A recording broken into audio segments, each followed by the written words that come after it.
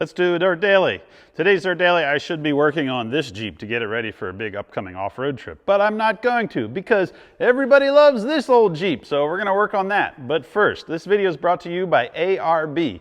ARB is a company that has been around for a long time and they make a lot of cool stuff. They're really known for their ARB air lockers, but they also make Old Man Emu suspension, ARB bull bars, the ARB fridge freezer. In fact, this Jeep right here and that Jeep back there, they both have ARB air lockers in them. An ARB air locker is a differential. It goes inside your axle, and when you activate it, it locks together and it sends power to both tires on either end of the axle. So if one tire's in the mud or in the sand, or maybe it's up in the air because you're rock crawling and it's just going to spin because it has no traction, the air locker locks together, sends power to the tire that does have traction, and you get farther up the trail. ARB makes air lockers for all types of vehicles and axles.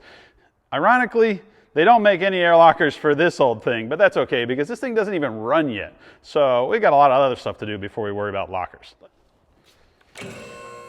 So this is my 1946 Willys CJ2A. It's basically what's known as a Flatfender. I got this thing and I've done a few projects to it. Everybody seems to love it when I work on this thing. But one of the problems that I ran into when I first got it was that the rear end would not turn.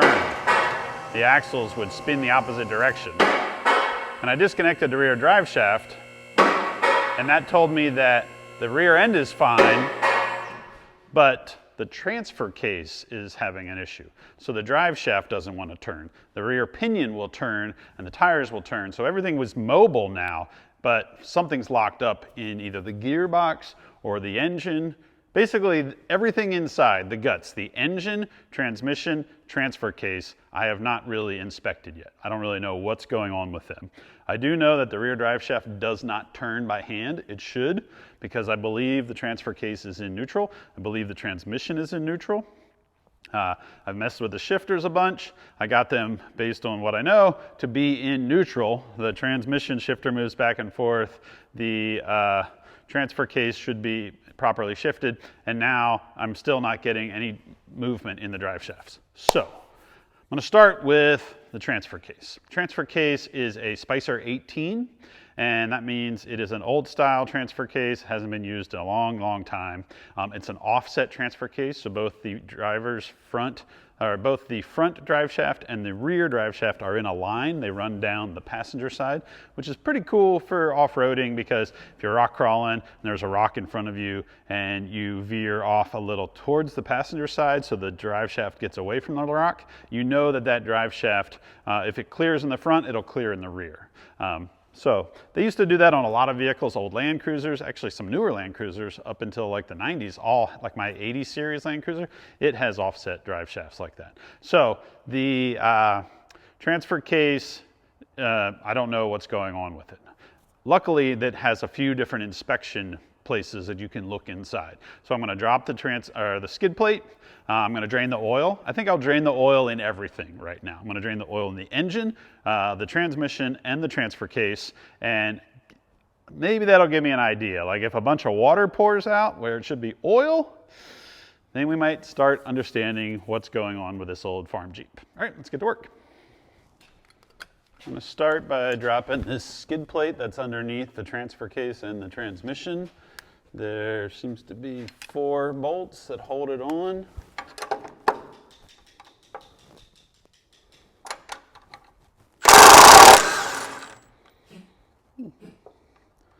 If we're lucky, they'll all just unbolt.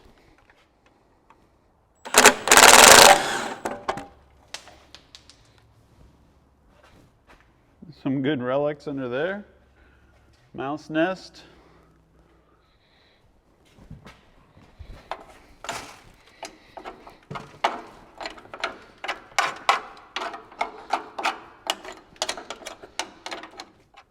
This is the Spicer 18 transfer case. This is the drum brake, parking brake, which is actually on where the rear drive shaft attaches. Here is an access panel on the bottom. That is kind of an inspection panel and probably used, you remove that when you assemble the transfer case. There's also a panel right here where a PTO or an overdrive can bolt in. So I'm going to remove this plug and drain the oil. and then probably remove the PTO cover and also remove the bolts eventually for this panel to try and see if we can figure out why it's not turning. I'm also going to go up to the transmission, the T90, I'm going to drain the oil out of that and then go up and drain the engine oil. This is the drain plug. It's completely crusty all the way around it. I scraped out where the 3/8 ratchet goes in. I might even hit this with like a little torch and try to heat up all of that gunk just to help it break loose. That's the PTO cover that I'll probably be removing next. And then the transmission has a drain plug. There's a plug right there and a lower plug up here on the front. So I'll probably get those two out as well. And then the engine has an oil plug right up here on the pan, right in front of this skid plate.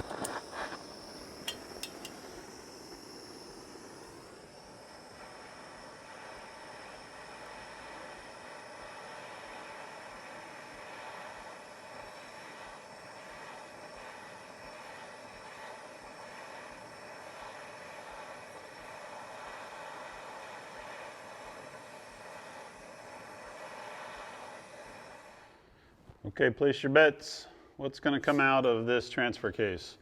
Are we going to get oil? Are we going to get water? Is it just going to be empty? Or rust? Oh no, oh no.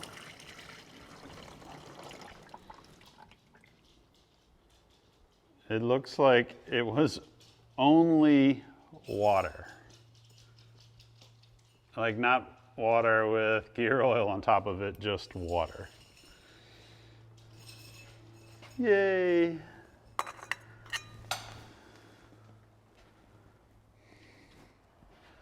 The last time I had a T90 and a Spicer 18 together, there was no seal between the transmission and the transfer case, which tells me that the oil flows back and forth.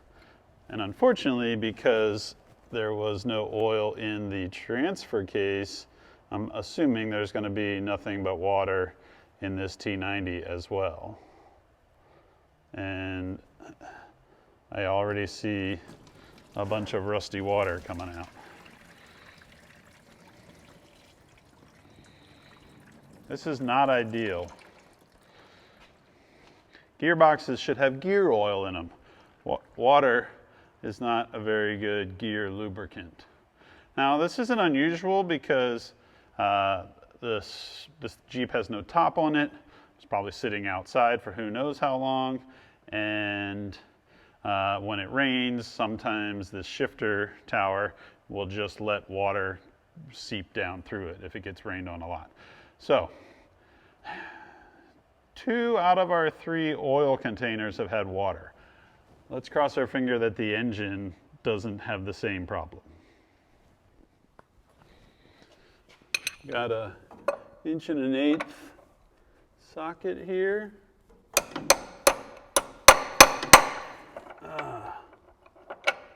This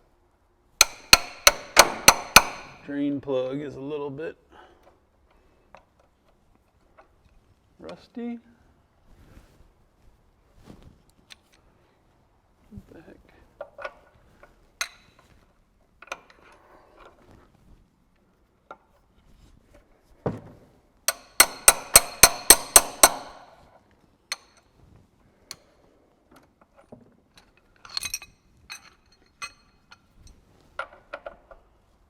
Okay.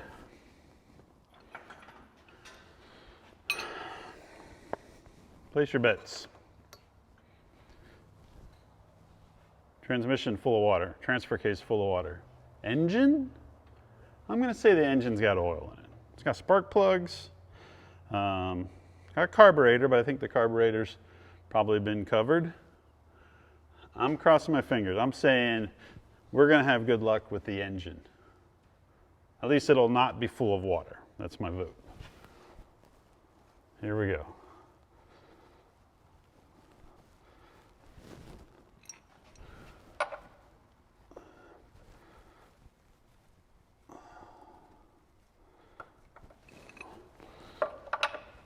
Drain plug doesn't really want to just unscrew. Ooh, oh, there it's going.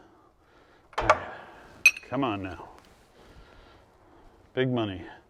No whammies. Cross your fingers, everybody. Good Jeep.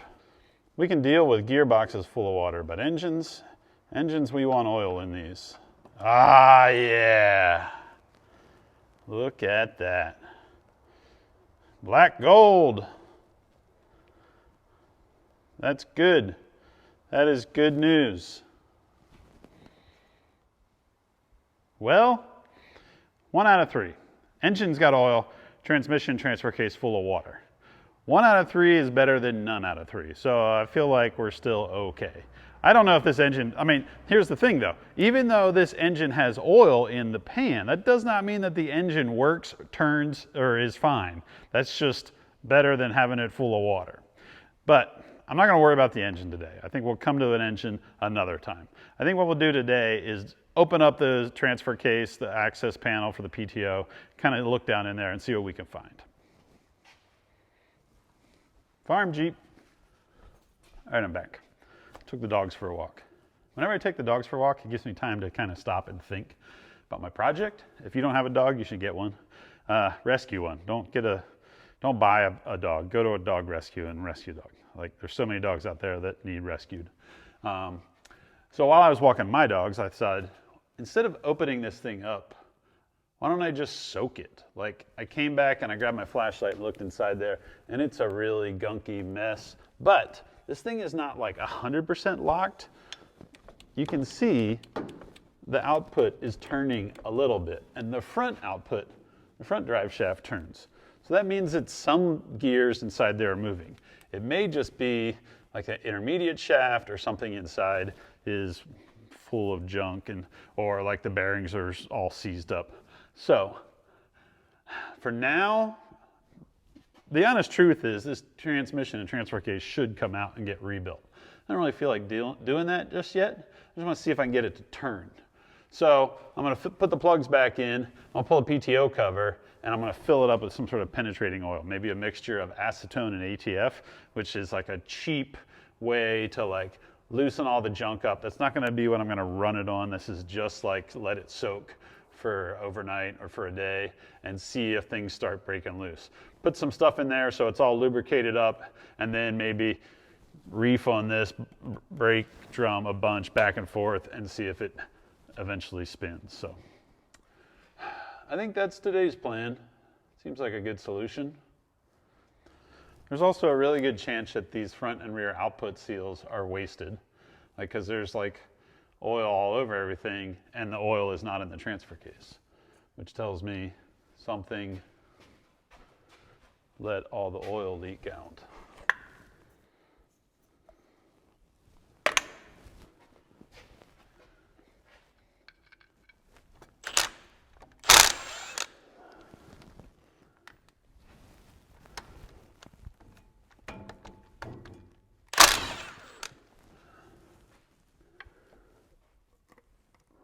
Here we go.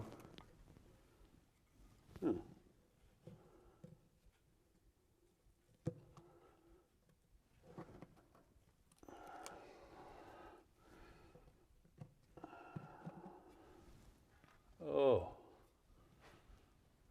very wet and crusty in there. Look at that. Look at that mess. Doesn't look terrible down inside there. Not like all rusted up. So I dumped some automatic transmission fluid in the transfer case. ATF is really thin and it has detergents in it. Then I'm going to mix in some acetone. This is what you usually get when you're like doing paint jobs. Dump that in there. Try not to spill everywhere like I am.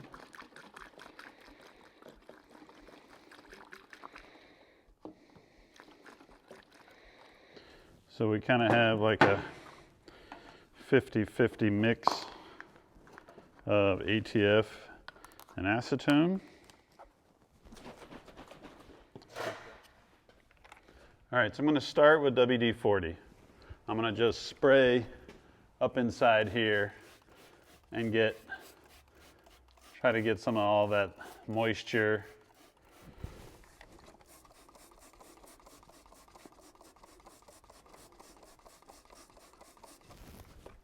Then this mixture of ATF and acetone. They say this is the poor man's penetrating oil. Just gonna dump that in there and let it soak. Whoa, whoa.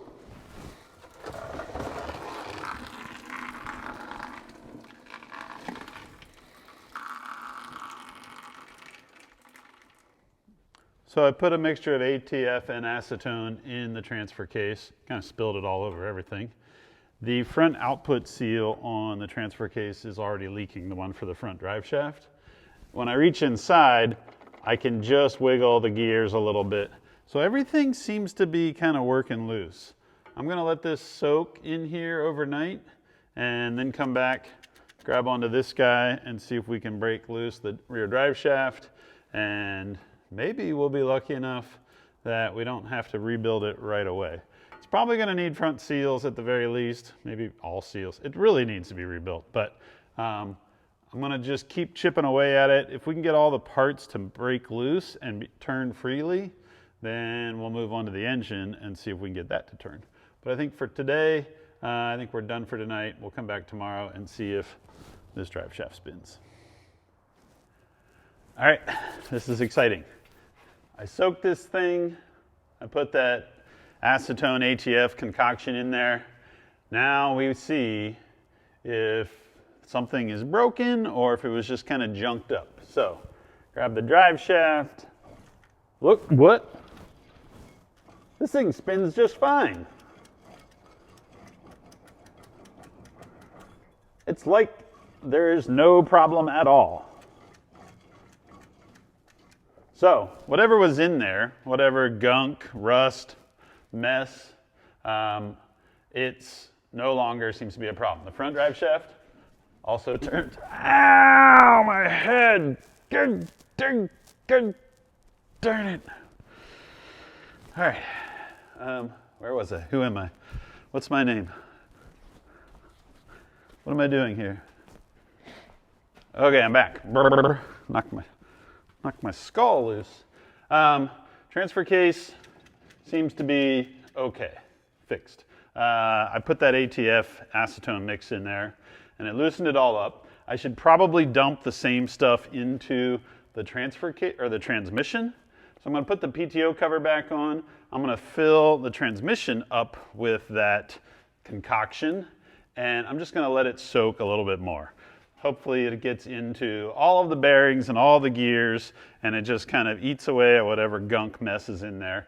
This will probably involve draining it, filling it with gear oil, having it spin a bunch, draining it, changing the oil a bunch. The front output seal for the front drive shaft is definitely leaking. So I'm gonna look into a seal kit or maybe a rebuild kit for the Spicer 18. But I feel good about it because now I can put the drive shaft back on and the Jeep should be able to move back and forth. I don't know that it runs and drives. This is not 100% ready to go, but it's better than it was before. So that's good. That doesn't mean that there's parts laying in the bottom. So I think that's good. While I was down here, I noticed another little problem. So this is the fuel line. You can see this line right here. Here's the exhaust. That's the cherry bomb muffler somebody put on this little 4-cylinder one time. This is the fuel line that runs from the fuel tank that sits underneath where the driver's seat should be. And I want to remove the fuel tank because there's a bunch of dirt. There's actually like mud and grass growing underneath the gas tank. So I was like, oh, maybe I should look into disconnecting the fuel line. Well, here's a problem. It's not only disconnected, it's broken. The fitting is broken off from the bottom of the tank. It kind of looks like it was soldered on. And the other thing I don't understand is this hole is all butchered open, and this hole is nice and clean. I don't recall if there's supposed to be a hole there or if the fuel line's supposed to run to this fitting. So something's messed up. Basically, the fuel tank's got to come out, and I got to figure out this hole. I got to at least either fix the fitting. Hopefully I can fix the fitting or put a different fitting on, or run the fuel line back to this. But that tells me that there's nothing really holding the fuel tank in. Like, I can push up on this and the whole fuel tank moves around. So I can pull the fuel tank out. I wanted to disconnect that line, and now that is one other thing to do on this old Jeep. Look at this gas tank. Look at this grass. This is what I call my gas tank lawn. Gas grass under your butt. All right, I'm gonna lift this gas tank out. Since we know that that fitting at the bottom is broken and it doesn't have a gas cap, so if I lift it out I can figure out what gas cap it needs. Oh my goodness, what a mess. And I think I can also get rid of all of this rust. Look, somebody put like pieces of rubber here to support it, and those kind of stuck to the bottom of the gas tank. Peel all these off. They do make replacement gas tanks for this, so if I can't save this one, I could find a replacement. Hopefully it's still in good enough shape that I can clean it up, figure out what's wrong with this fitting here, maybe put a new one in, weld one in. It hasn't probably had gas in it in ages, so I don't really feel too bad if I need to weld on it. Though I'll probably clean it out, hose it out. And now I can clean up this mess. It actually feels pretty solid. Sorry, I'm getting rid of the lawn and garden that lives underneath my gas tank. Luckily there's this nice hole right here. I should put a trash can under the hole in the tub so that I can drop all this dirt down through it and then clean this out. And then we'll dive into this transmission, see if we can put some of that acetone ATF into the top of the transmission, either straight down through the top, I might have to remove this, or find the fill plug on the side and try to fill that up so that the transmission and transfer case can completely soak and loosen up any other rust, muck, junk that's in the gearboxes. It's coming together. Farm Jeep's growing a farm.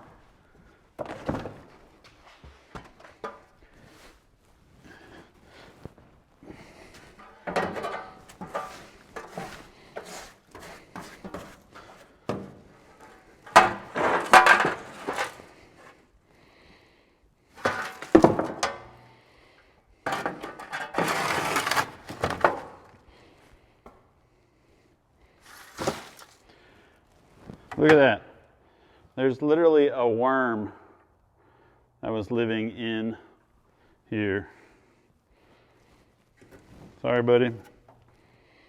Sorry to kick you out of your Jeep house.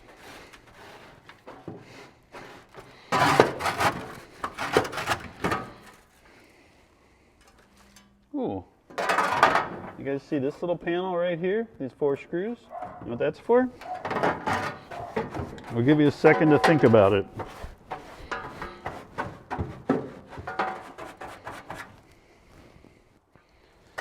So, as many of you know, when they first started making the civilian Jeeps, the CJs, after World War II, they marketed these to farmers.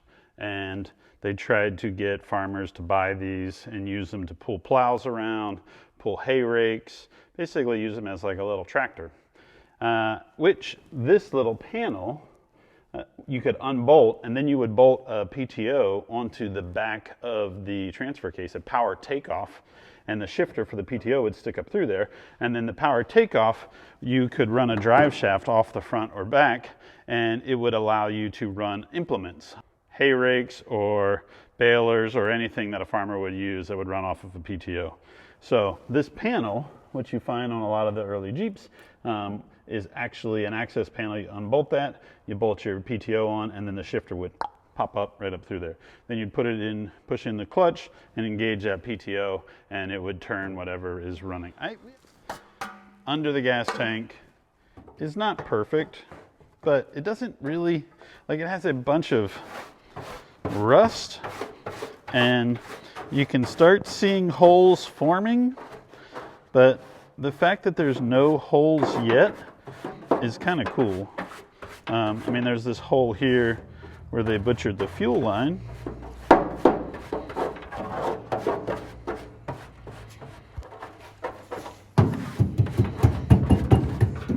But,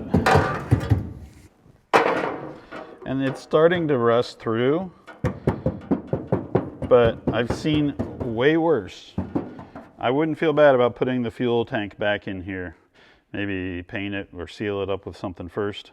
I think what I'm gonna do though is I'm gonna just let it dry out, and I'm gonna figure out that gas tank problem. But first, back to the project at hand.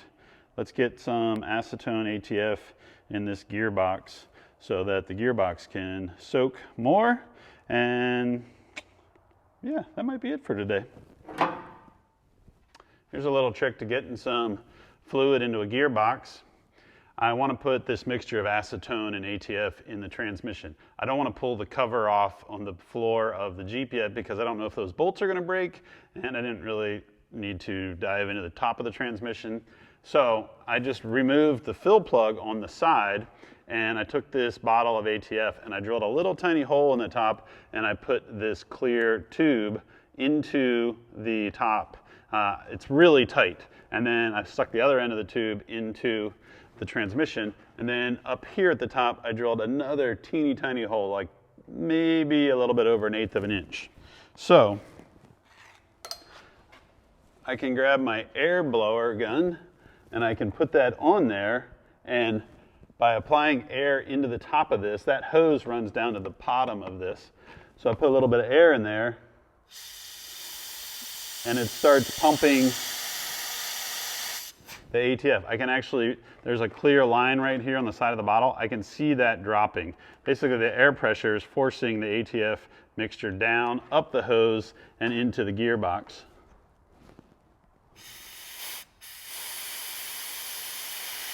You gotta be careful. You don't wanna blow this thing up in your face, and it probably wouldn't work as well for gear oil because it's so much thicker, but because the viscosity of the acetone and ATF, it flows pretty good.